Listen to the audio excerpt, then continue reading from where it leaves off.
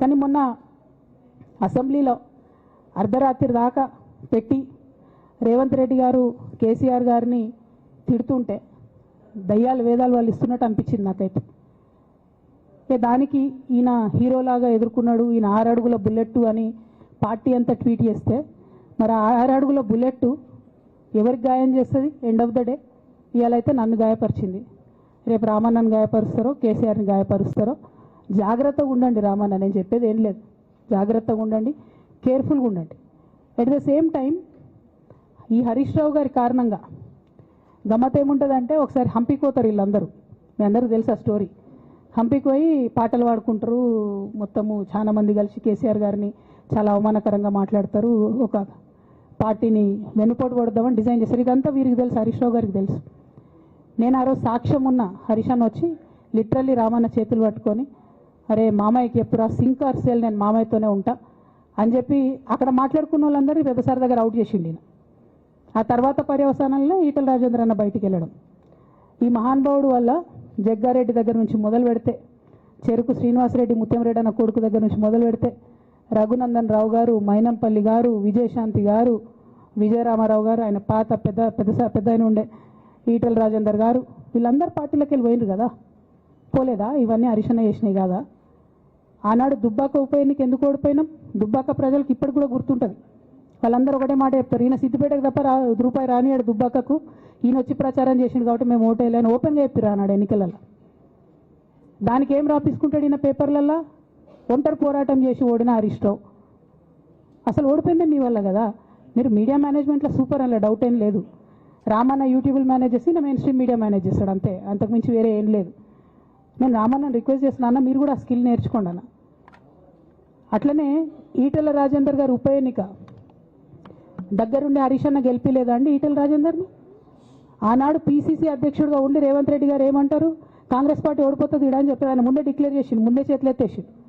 హరీష్ అన్న ఆడ పోయి కూర్చొని మరి ఈటల రాజేందర్ అన్నని గెలిపించొచ్చిండు. ఈ బంధం రేవంత్ రెడ్డి గారిది హరీష్ రావు గారిది అప్పటి నుంచి కొనసాగుతుంది, కొత్త బంధం ఏం కాదు ఇది. నేను కేసీఆర్ గారిని పెద్దల్ని రిక్వెస్ట్ చేసేది ఒకటే, ఈయన చేస్తున్న నక్కజిత్తుల్ని దయచేసి గమనించండి. ఇవాళ నేను బయట పోతా కావచ్చు, నాదేముంది, ఉద్యమంలోకి వెళ్ళి వచ్చినా మళ్ళీ ఉద్యమంలోకే పోతా, నాకు భయం ఏముంటుంది, నాకు ఎన్నడూ పదవుల మీద ఆశ లేదు.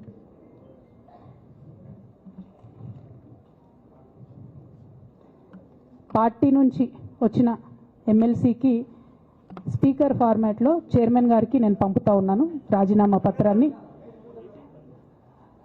అట్లానే బీఆర్ఎస్ పార్టీ ప్రాథమిక సభ్యత్వానికి కూడా గౌరవ పెద్దలు కేసీఆర్ గారికి రాజీనామాను పంపుతా ఉన్నాను.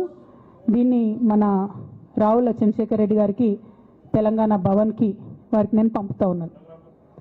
ఎందుకు ఇవి ఇప్పుడే చూపించినా అంటే, పదవుల మీద నాకు ఎప్పుడు ఆశ లేదు.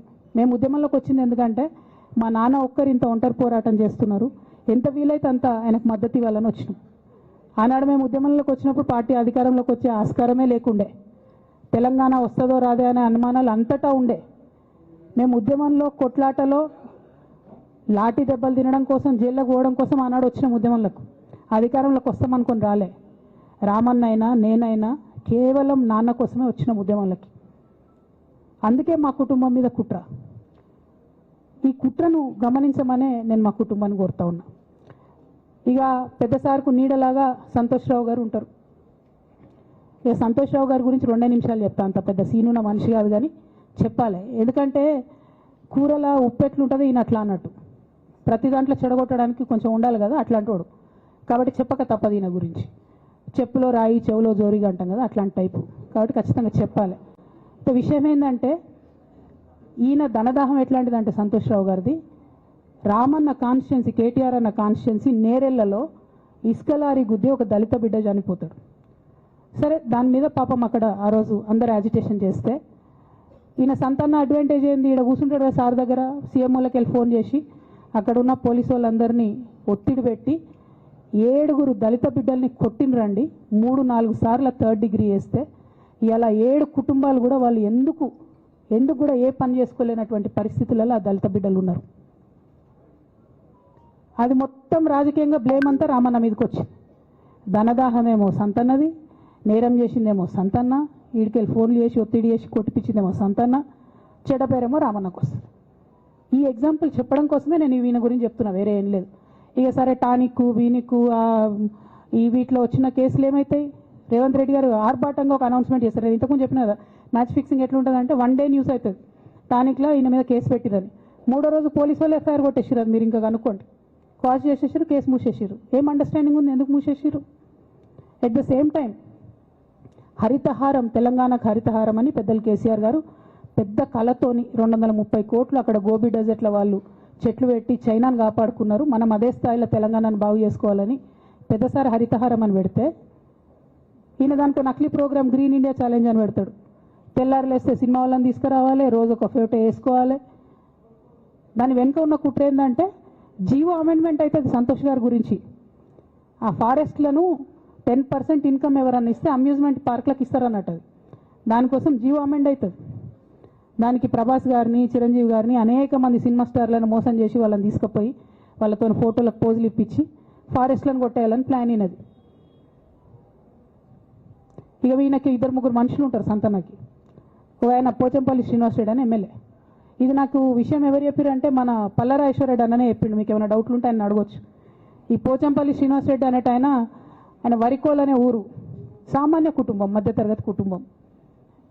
ఇవాళ అక్కడ ఆయన శ్రీమంతుడు అని పిలుస్తారు పోచంపల్లి శ్రీనివాస్ రెడ్డి గారిని. ఇక్కడ నాకు పల్లరాజేశ్వరరెడ్డి గారు చెప్పిన సమాచారం ప్రకారం మోకిల్లాలో మెగా శ్రీనివాస్ రెడ్డి, మెగా కంపెనీ ఉంది కదా, ఈ కాళేశ్వరంలో అవినీతి చేసిన మెగా కంపెనీ ప్లస్ పోచంపల్లి శ్రీనివాస్ రెడ్డి గారు కలిసి 750 కోట్ల విల్లా ప్రాజెక్ట్ చేస్తున్నారు మోకిల్లాలో. ఏడికెళ్ళి వచ్చినాయి అవి? అవినీతి డబ్బులు కాదా? ఎట్లా వస్తాయి? ఎవరైనా who is this Pochampally Srinivas Reddy? Santosh Rao classmate. అది తప్ప ఆయనకున్న అర్హత ఏం లేదు. ఆయనకి ఎమ్మెల్సీ వస్తుంది, కాంట్రాక్ట్లు వస్తాయి, ఇంకేందో వస్తాయి. అట్లనే నవీన్ రావు అని ఇంకొక ఎమ్మెల్సీ ఉంటాడు. ఆయన డైరెక్ట్గా మా ముఖం పట్టుకొని అందరి ముంగట అంటాడు, నాకు ఎమ్మెల్సీ ఇచ్చింది కేసీఆర్ గారైనా నాకు దేవుడు సంతోష్ అంటాడు ఆయన. నిన్న మొన్న వాళ్ళ ఫాదర్ని పట్టుకున్నారు పేకాటల. ఏమైంది కేసు? ఆల్రెడీ నవీన్ రావు గారు పోయి మన ముఖ్యమంత్రి గారు కాళ్ళు పట్టుకున్నట్టుగా తెలిసింది. వాళ్ళ తండ్రిని విడిచిపెట్టారు, ఈయన మీద భూ కబ్జా కేసులు ఉంటే అవి విడిచిపెట్టారు. అంటే ఓ పక్క సంతోష్ రావు గ్యాంగు, ఇంకో పక్క హరీష్ రావు గ్యాంగు 100కు 100% రేవంత్ రెడ్డి గారితో, ఇక్కడున్న కాంగ్రెస్ ప్రభుత్వంతో, అవసరమైన సందర్భంలో పైనున్న బీజేపీతోని వాళ్ళు కోఆర్డినేషన్లో ఉండి బీఆర్ఎస్ పార్టీకి జలగల్లాగా పట్టి పీడుస్తున్నారు. నిరంతరం బీఆర్ఎస్ పార్టీకి నష్టం చేస్తున్నారు. ఎంత దారుణానికి ఒడిగట్టిరంటే ఆఖరికి నా ఓటమితో ప్రారంభమైంది అది. నిజామాబాద్లో నా ఓటమిలో కుట్రలు చేశారు. ఆనాడే మనం రివ్యూ చేసుకుంటే బాగుండలేదు. కానీ ఇప్పుడు అది ఎక్కడికి వచ్చింది? కామారెడ్డిలో పెద్దసారి ఓడిపోయేదాకా వచ్చింది పరిస్థితి. 3వసారి ప్రభుత్వం పోయేదాకా వచ్చింది పరిస్థితి. ఒక్కొక్క ఎలక్ట్ అయిన ఎమ్మెల్యేని, ఓడిపోయిన ఎమ్మెల్యేలు పత్రికా మిత్రులు మీరు మాట్లాడండి. సంతోష్ రావు గారి బాధితులు నాకు మామూలుగా ఫోన్ చేస్తలేరు. అచ్చా ఈ కంపెనీ పేరు బ్లూఫిన్ అట, మోకిలా. పల్లరాజేశ్వరరెడ్డి అని అప్పుడు పంపిన మెసేజ్ చూస్తున్న పాతది. Bluefin company Mokila. అయితే నేనేమంటున్నా అంటే ఇంత స్పష్టమైనటువంటి నేను ఇస్తున్నా. రేవంత్ రెడ్డి గారిని నేను ఛాలెంజ్ చేస్తున్నా. మరి ఎందుకు మీకు మీ ఏసీబీ వాళ్ళకు వీళ్ళ ఇండ్లు అడ్రస్లు దొరుకుతలేవా? ఏం అండర్స్టాండింగ్ ఎందుకు లేదు మీకు? లేకపోతే మీరు చర్యలు ఎందుకు తీసుకుంటలేరని నేను సూటిగా రేవంత్ రెడ్డి గారిని ప్రశ్నిస్తున్నాను. ఇక తర్వాత వారు ఏం చేస్తారన్నది నాకు సంబంధం లేదు. ఇక నేను మాత్రం పర్టికులర్గా మళ్ళీ ఒకసారి నా బీఆర్ఎస్ పార్టీ కుటుంబ సభ్యులందరికీ, మా సొంత కుటుంబ సభ్యులకు కూడా రిక్వెస్ట్ చేస్తున్నది ఏంటంటే, నాకు 27 సంవత్సరాలు ఉన్నప్పుడు నేను రాజకీయాల్లోకి వచ్చిన, తెలంగాణ ఉద్యమం కోసం వచ్చిన. ఇవాళ నాకు 47 సంవత్సరాలు.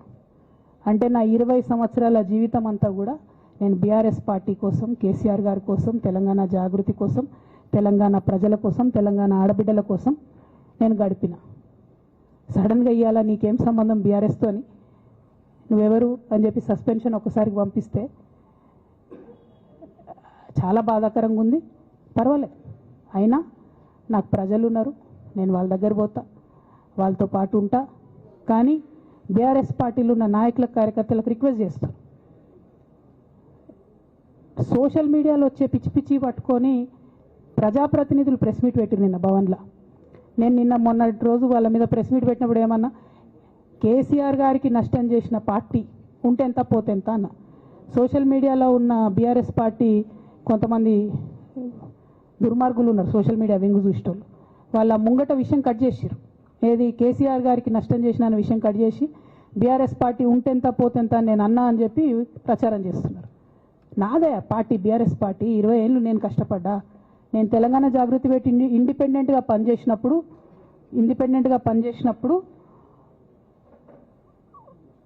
ఓటేయమని ఎవరు చెప్పినా నేను బీఆర్ఎస్ పార్టీకి ఓటేయమని చెప్పినా నా జీవితంలో ఇంతవరకు నేను ఇంకో పార్టీకి ఓటేయమని చెప్పలే, ఇంకో పార్టీకి ఓటేయలే. ఎట్లయితే కంప్యూటర్లో హార్డ్వేర్ ఉంటుందో అది బీఆర్ఎస్ పార్టీ, సాఫ్ట్వేర్ తెలంగాణ జాగృతి. శరీరం బీఆర్ఎస్ పార్టీ అయితే ఆత్మ జాగృతిగా పనిచేసినాం, తెలంగాణ ఆత్మగా పనిచేసినాం. మేము తెలంగాణ ఆత్మగౌరవం కోసం పనిచేసినాం, తెలంగాణ ఆత్మగౌరవ ప్రతీకలైనటువంటి బతుకమ్మ బోనాలను నిలబెట్టడం కోసం పనిచేసినాం. ఆ కాంట్రిబ్యూషన్ ఏం లేదా? నేనేం చేయలేదు ఆ పార్టీకి. నిజామాబాద్లో చికెన్ గున్యా వచ్చి బాధపడుతుంటే గల్లీ గల్లీ గల్లీ తిరిగి 2018లో ఒక్కొక్క ఎమ్మెల్యేకు ఎంత తిరిగినా అన్నది అక్కడ నిజామాబాద్ ప్రజలకు తెలుసు. ఏం కాంట్రిబ్యూషన్ లేదన్నది, ఓన్లీ హరీష్ అన్నది సొంత అన్నదే ఉన్నదా కాంట్రిబ్యూషన్? వీళ్ళు